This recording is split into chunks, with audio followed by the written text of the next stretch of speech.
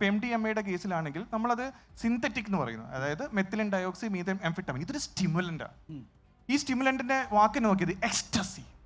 അതിന് നമ്മൾ വിളിക്കുന്ന എക്സ്റ്റസി എന്ന് വെച്ച് കഴിഞ്ഞാൽ ഇപ്പോൾ മലയാളത്തിൽ നമ്മുടെ പരമാനന്ദം അല്ലെ, അതിൻ്റെ ഒരു സുപ്രീം, അതിന് മോളി എന്നൊക്കെ നമ്മൾ പേര് വിളിക്കുക. എക്സ്റ്റസി എന്ന് പറയുന്നത് ഇപ്പോൾ പാർട്ടി ക്ലബ്ബ്, ഡാൻസ് പബ്ബ്, ഇവിടെയൊക്കെ പോകുന്ന എന്താണ് സന്തോഷം അല്ലേ. ഇത് ആദ്യത്തെ ഒരു 1 hour നമ്മൾ കഴിക്കുന്ന സമയത്ത് തുടക്കം കഴിച്ചു, ഒരു ½ an hour 1 hour നമ്മൾ GI ട്രാക്കിലെടുത്ത് ഈ ബ്ലഡിൽ കയറി അബ്സോർഷൻ, പിന്നെ അങ്ങോട്ട് ഫീൽഡ് മാറാണ്, ഒരു യുഫോറിയയിലേക്ക് പോവുക. ഈ യുഫോറിയ അനുഭവിച്ച് കഴിഞ്ഞ് കഴിഞ്ഞാൽ അതിലേക്കുള്ള സ്റ്റിമുലസ് ആണിത്.